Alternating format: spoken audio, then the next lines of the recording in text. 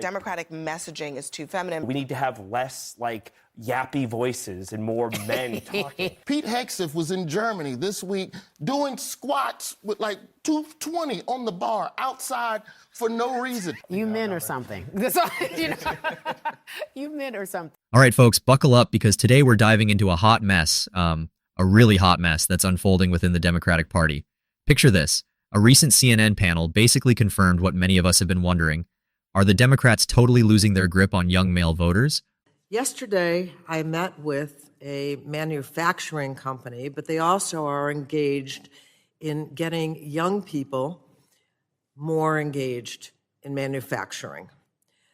So I asked them, so how many of those students that are signing up and want to do this, how many are women? And they said, well, I know there's at least 13% or something. It was a low number. And you had mentioned trying to engage more women in manufacturing. I'm just wondering if just the name manufacturing sounds like I got. Well, it sure seems like it. Now, this isn't just about a few hiccups here and there. No, it's about what some critics are calling a major messaging crisis.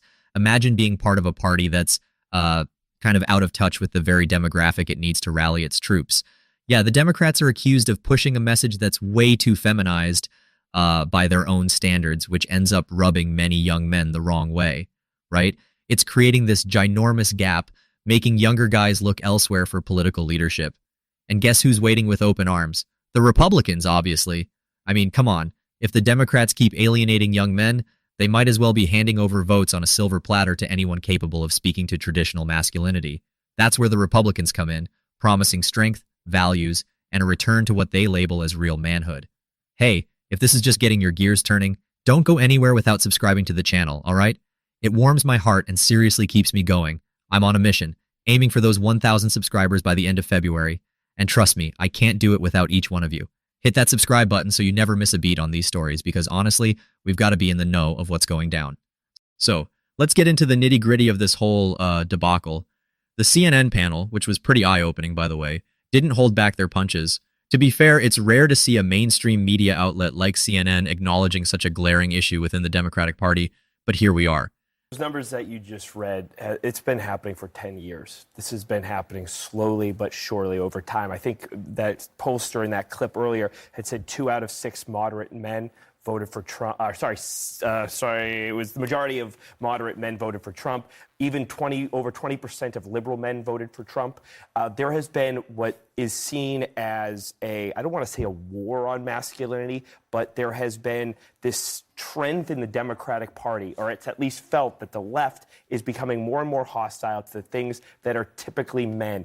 And you've seen John Fetterman talk about this idea of patronizing, calling them bros, or that ad that looked like a spoof at the end of the race of real men do this. It's have you ever talked to a dude in your life? So in James Carville saying, we need to have less yappy voices and more men talking. And there are many men in the Democratic Party. Democratic messaging is too feminine. They laid out these specific reasons why young men are straying away from the Democrats faster than ever. Firstly, there's this idea that Democrats are pushing a feminized version of masculinity, which might sound a bit, out there. But for many young guys, it's quite a turnoff. You got panelists pointing out how the messaging often sounds like it's coming from a place that doesn't respect the traditional ideas of what it means to be a man. Instead of sort of embracing the natural, physical, ambitious spirit that a lot of young guys admire, the Democratic messaging seems more focused on diluting those traits, One panelist brought up how prominent Democratic figures have, over the years, aligned themselves with social movements that don't necessarily gel with the average young man's experience. The Me Too movement, environmental pushes, policies around gender identity. While these are all, undeniably important issues, they're perceived as overshadowing or even discounting the achievements and challenges specific to men. What do you think is the masculinity that they are attracted to in Trump? I'm laughing because no disrespect to you lovely men on this panel. We do have but You men or something. That's all, you know.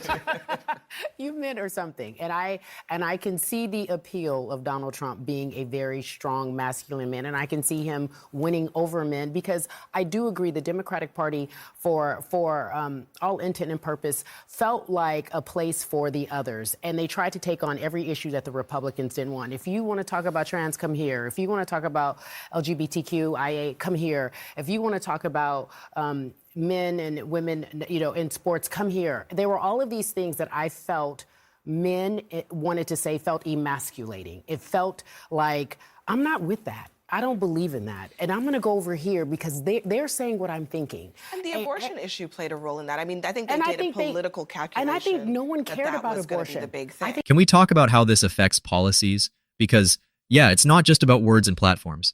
When discussions around these topics become so pervasive, they influence policy decisions that make young men feel marginalized. You've got these young guys itching for discussions on issues like economic opportunities or crime in their communities. Instead, they're bombarded with, shall we say, cerebral discussions that don't resonate with their everyday lives. And let's not ignore the so-called woke culture that Democratic leaders seem to champion. This is where it gets a bit contentious. Many young men voice this discomfort, feeling like they're constantly being told their natural instincts and preferences are incorrect or unwelcome in this modernized, very progressive world. It's easy to see why they're feeling kind of, well, left out in the cold by the current Democratic dialogue. This doesn't mean that all men disagree with the Democratic platform entirely. That would be an oversimplification. But there's this undeniable, disconcerting gap in the dialogue that they're growing increasingly frustrated with. So when Republicans come in and start waving the banner of what they call traditional values, promising to uphold ideals like hard work, self-sufficiency, and a robust economy, well, you can see why these messages would strike a chord. Let's delve deeper into these so-called promises and policies. The Republican message is often framed around strength and economic stability. They communicate about creating opportunities for young men to take charge, to be assertive in their professional lives while offering safety and security for their families. This balance of encouraging entrepreneurship with a powerful dash of national pride resonates deeply with demographics that feel overlooked by the opposite party. Who's ready to take the fight to the Republicans and win this thing? Are you guys ready to fight? It's been a long day, but guess what? We have a long road ahead. Let's go and kick some ass.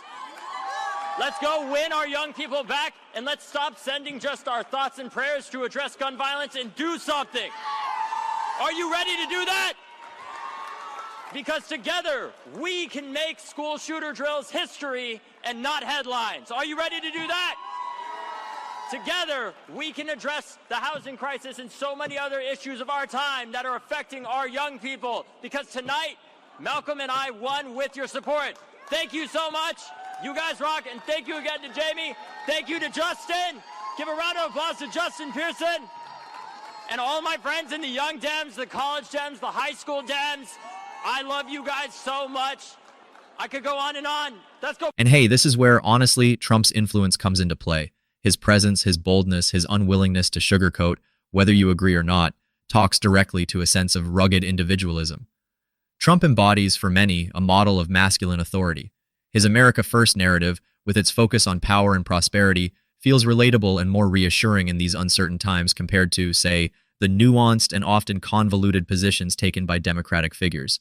You're seeing this shift play out dramatically in polls among different age brackets within the male population. I mean, statistically, and facts don't lie, there's been this steady decline in male alignment with Democratic philosophies, especially in regions that have traditionally leaned Republican. The correlation between the rise of Republican support and the Democratic Party's embrace of more socially progressive causes is stark and somewhat undeniable. If you look closer, you'll see the undercurrents of media influence as well. Panelists noted how often young men find solace in social media influencers and public personas who seem unfazed and unbothered by the pandering and political correctness perceived in mainstream Democratic rhetoric. Figures like Joe Rogan and others who openly discuss topics, often sidelined or delicately approached by Democrats, gain massive followings for what's typically classified as their no-nonsense persona. In contrast, what do Democrats offer? Messages perceived as convoluted or overly intellectual can feel detached, leaving many to wonder, where's the authenticity? You've got people out there genuinely curious about the real impacts of political decisions on their lives, and instead, they're swept up in ideological tornadoes that hardly touch their immediate reality. Democrats are accused of being ensnared in debates that, shall we say, don't pay the bills or provide immediate security. Is there a solution to this apparent crisis? Well, that's where it gets tricky. Recalibrating messaging is like trying to turn around a battleship. It's a slow, laborious process. However, it's clear that if Democrats wish to bridge this gap, they may need to reevaluate how and what they're communicating to the male voters. Perhaps integrating authentic stories of male successes aligned with progressive ideals could build a bridge. So the question remains, can the Democrats shift their strategy? Can they find a way to create genuine connections with this essential segment of the population? Because if they can't shift gears, let's face it, the losing streak might just continue. Anyway, that's a wrap on our deep dive for today. But I'm curious, what do you guys think? Is the Democratic Party too feminized in its messaging? Are they alienating young male voters? Drop your thoughts down in the comments.